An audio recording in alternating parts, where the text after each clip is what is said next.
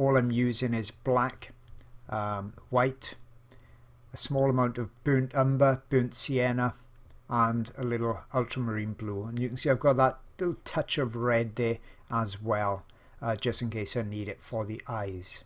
I'm using my marl stick to steady my hand, and I'm basically just going in with those darker tones at the start.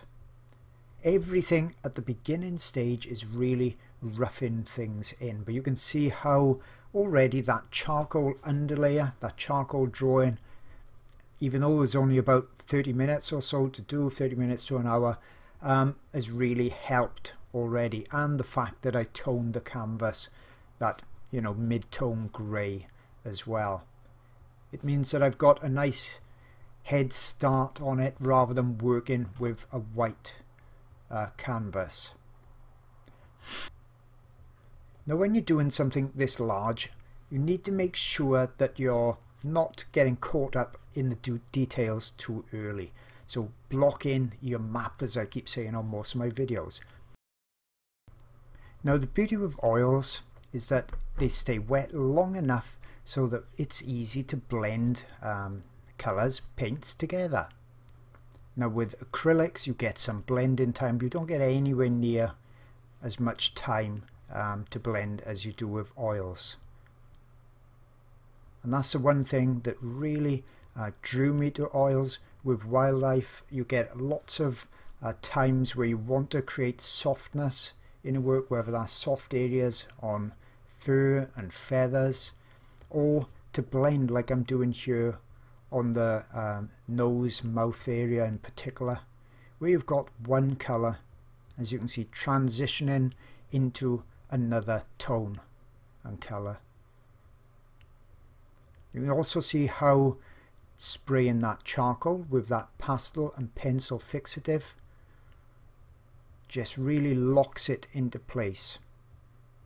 And it's a technique that I'm definitely going to be using in future, because it's a real quick and easy and effective way to get a tonal underlayer, tonal drawing done. And because you're using pencils, you could also use charcoal sticks, wouldn't matter, but in this instance I was using pencils, and it worked out really fast as well.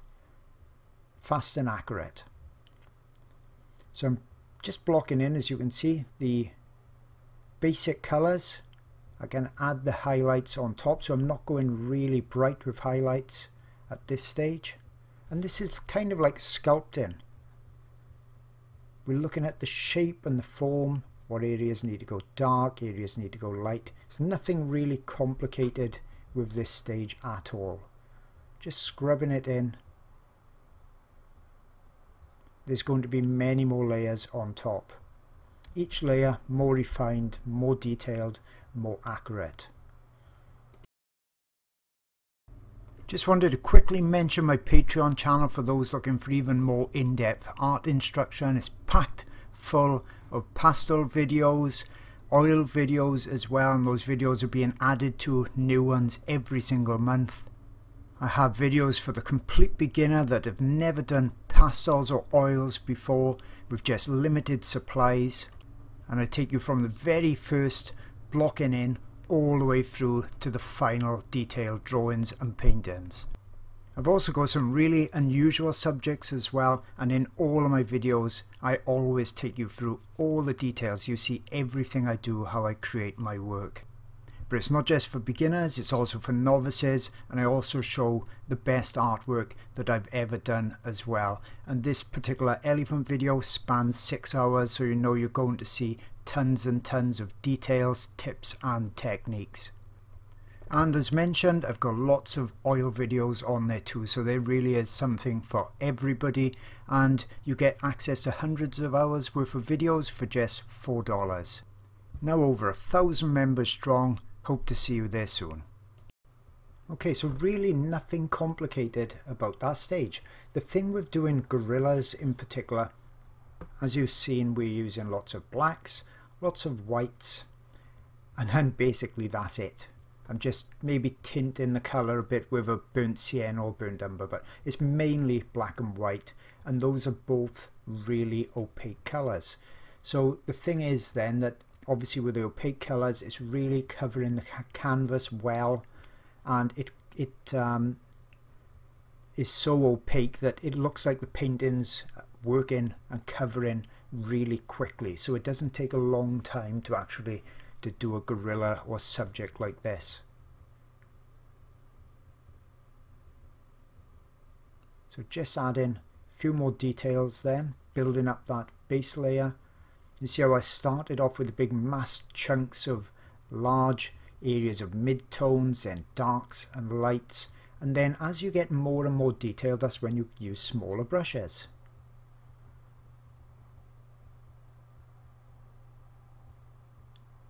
Now the camera angle is shooting from left to right, so that's why the there's a bit of distortion on my gorilla on the right hand side. So don't be too concerned about that, it's just a camera angle. So let's start now with the eyes. So that's the only real bit of colour going in. Just using my small synthetic brush. You could use a small hog brush, doesn't really matter. But at the early stages I much prefer to use the flat brushes rather than the round brushes, and I only really use the round brushes when I need that bit more control and that finer point on the end.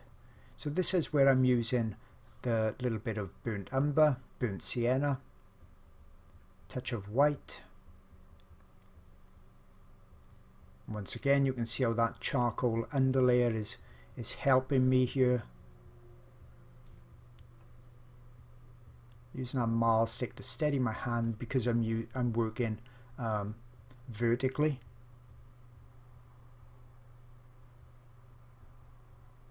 And this is just the basics of the eye going in. Just a general colour to start.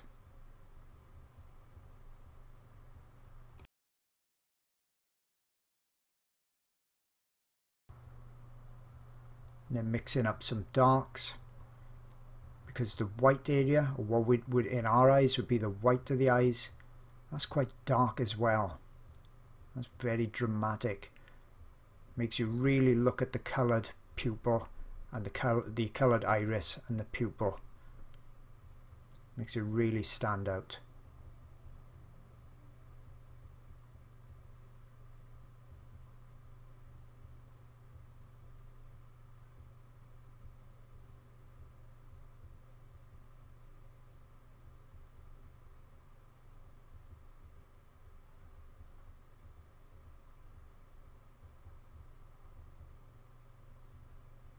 So a bit darker here, darker underneath as well.